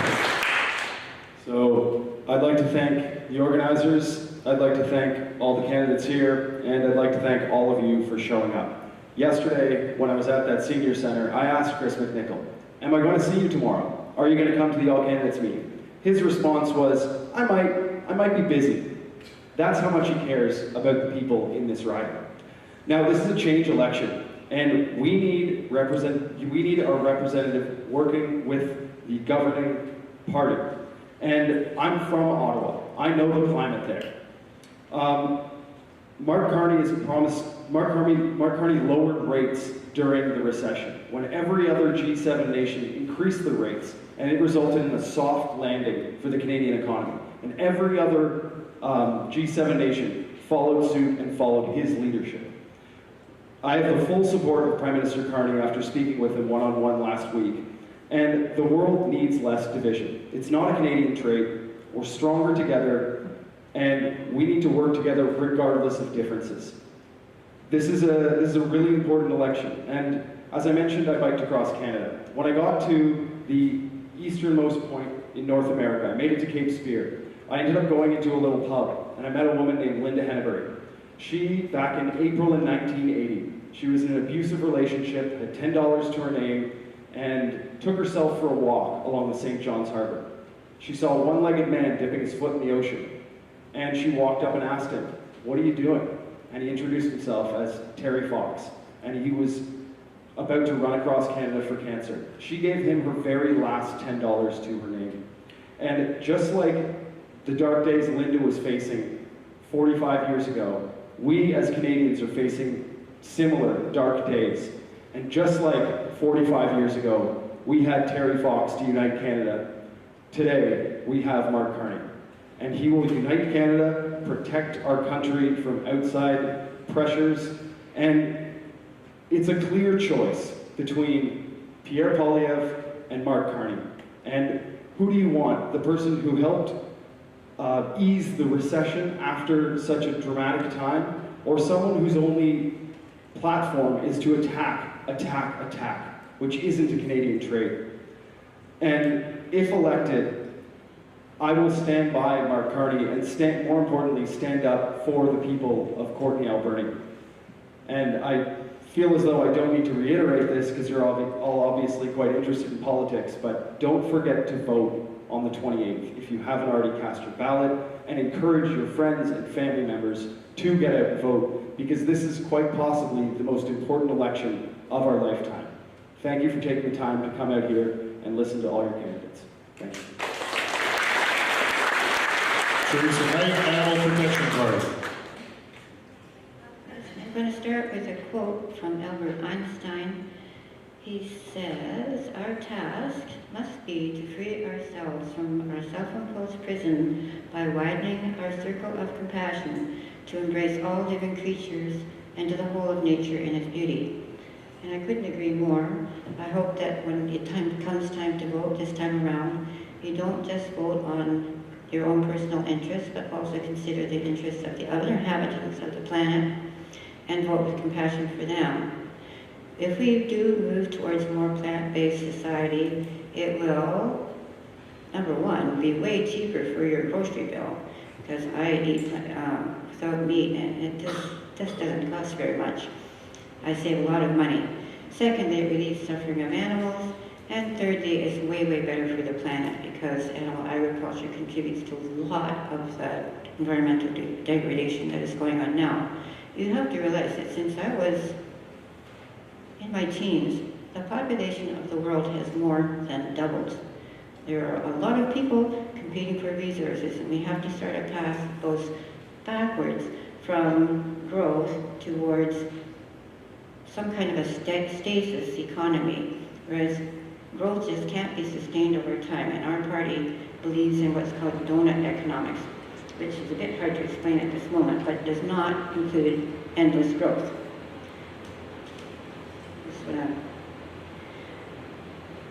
I don't think it's a good idea to go down the path of profiting from the abuse and inhumane treatment of other beings on this planet. We all know if we have been abused in any way that it is not right. And I'd like to have us move forward to new ways of thinking about the world and the creatures that we share with. And then, I'm going to close with another quote, which is that a country is judged by the way it treats its animals, and that is Mahatma Gandhi. Jesse Musial, Christian Heritage Party. Thank you very much. I'll add my appreciation for each of you coming out, for the organizers for putting on this event. Feels like a bit of a special honor to be the first and the last one to speak. Won't try to read too much into that. I wanted to highlight one topic that has seen little or no attention this evening, and that is our national debt. I remember as a young person seeing on a CBC News telecast, some CBT television program of some sort, the national debt clock, and you could see it, and you could just see the numbers ticking up, and that seemed like it was a big deal in the 90s, and I think our debt then was probably less than a tenth of what it is now. I believe it's doubled under the current Liberal government, and I believe we're currently spending $125 million or more every single day, strictly just on interest payments. And I think that personally deserves a lot more attention than it's getting in this election and every election. The Christian Heritage Party is the only party with a platform that would require balanced budgets in absolutely every fiscal year, and the prioritization of paying down the debt so we don't saddle our children and our grandchildren with our overabundance in spending. I wanted to just kind of reiterate, many of you may or may not be familiar with the Christian worldview. Some of you may be leaving tonight not really understanding what perspective I was coming from, so I'd like to just share a little bit of background on what it is that I and the Christian Heritage Party believe. Christian Heritage Party, as I mentioned, is the only 100% pro-life political party in Canada. We believe that a human life before it is born is of no less precious and valuable than human life after it is born. My fellow candidate here mentioned the protection of animals as being an important priority for them, and I believe it is accurate to say that the animals in Canada have more protection than children up until the point that they are born. The Christian Heritage Party is the only party that fully appreciates that you can't offer medical assistance in dying without causing many people to view themselves as an unnecessary burden and feeling an obligation to remove themselves and their hardships from this world. I believe that it is our shared responsibility to ensure that nobody, regardless of the difficulties they face, believe that their life has no value. We believe that every human being, including each one here, was created to reflect the image of God and is of unimaginable and unexpressible worth. We believe that God loves each one of us, each of you, more than you can possibly comprehend. We believe the Bible is God's love letter to all of humanity. It contains reliable truth that supersedes our own flawed understanding, logic, and reasoning. We believe God has given us His instructions for the best way to live and to think. The men and women that established this country as a sovereign nation largely held these same beliefs. If this all sounds foreign to you, that's no surprise. In recent decades, we've largely chosen another path. If you'd like to learn more about the Christian Heritage Party, please visit our website.